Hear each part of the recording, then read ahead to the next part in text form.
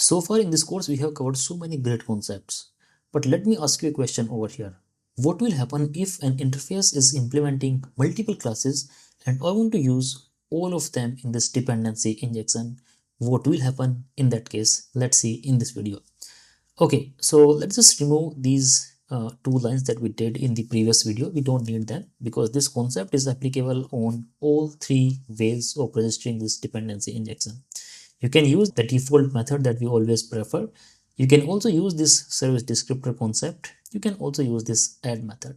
This concept that we will talk now is applicable in all ways. Now let's go back to this iService gift interface. Here we have this gift interface and this is available over here in these services. We have this gift service over here. Now I want to have one more gift service. So let's use that. Add. Here I'm writing this online gift service. Maybe the earlier one was the offline way, but now we are having one more service which is the online gift service and this is the class. Perfect. Let's implement this iGift service interface over there like this. Now I want to implement this method. How do we do that? Click over here. It will implement everything automatically. Very nice. Let's get some concept from here. So we are having this gift service. I'm going to create this new list over here, which is this gifts, and remove this line from here. This one also. What we are doing over here, let's just copy everything. So in this add gift, we are having this, and in this return gift, we are just returning this gift. So what we are having, basically this interface that we are having for this gift service, now two classes are implementing this same interface. And so first let's just create two methods over here, paste them at this place, and here I'm writing this online, and again I can use the same route for this online gifts. Send online gifts. Okay, so we are having a few methods over here. We are not using this gift service too. That is fine. Let's just comment it for now. So basically four methods we have. In this first two method, I want to use the gift service, the old one that you are having, and last two methods I want to use this new service that I have created, this online gift service. Okay, perfect. Now let's go back to this program.cs class and register that also. How do we do that? So basically simply I will create one more line over here, this iGift service, and this time here I will add this online gift service. Copy the name, go back over here and just paste it. Let's go back to the controller class. So over here, do we need to make any change? Because both the classes are using the same interface, so I don't know what change we have to make over here. So how does these methods will identify which class instance they are using? Either we can put a breakpoint over here, maybe in this get method, add method, constructor is not needed now. Over here also I can put a breakpoint at this place and this place. Okay, let's run this application in the debug mode. So the app is running in the debug mode over here, and I'm gonna open the Swagger endpoint this time. Let's click on this online gift service, and I want to click on this get all method. Try it out. Click on this execute button. See where we are. We are inside this online gift service and we are hitting the breakpoint in this get gift method, which is fine. This is how it should work, and this is the expected behavior. Perfect. Let's go back to the browser, and this time I want to add a new record over here.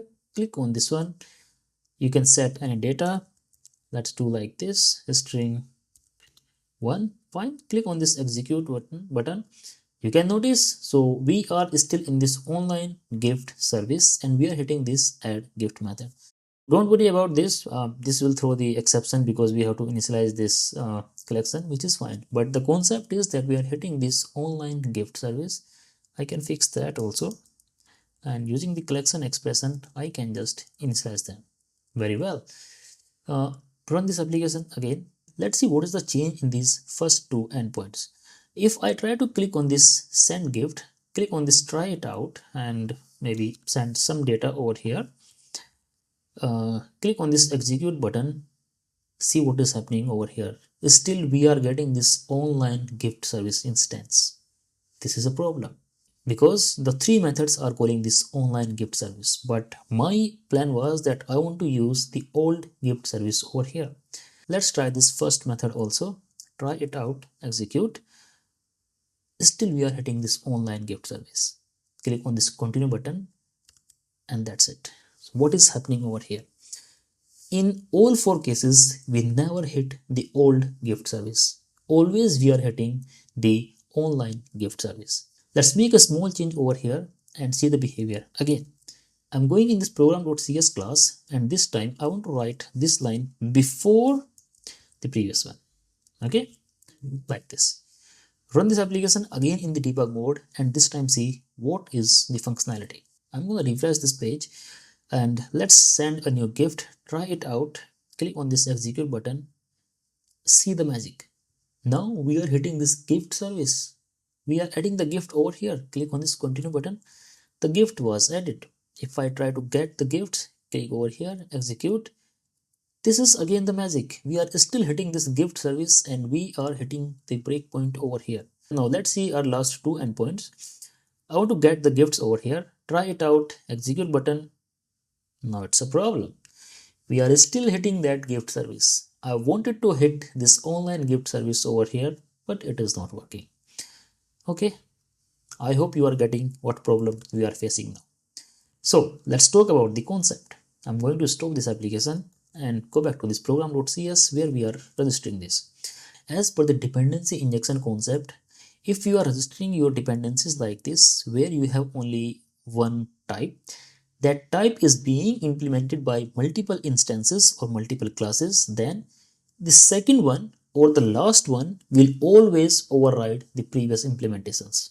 For example, if we are having one more service over here, something, for example, the name is there, still this last one will work. This last line will always override the previous one. When this iGift service, basically the first parameter is same. And until .NET 8, this problem was there. There was no solution to this problem. But in .NET 8, there was a new feature added.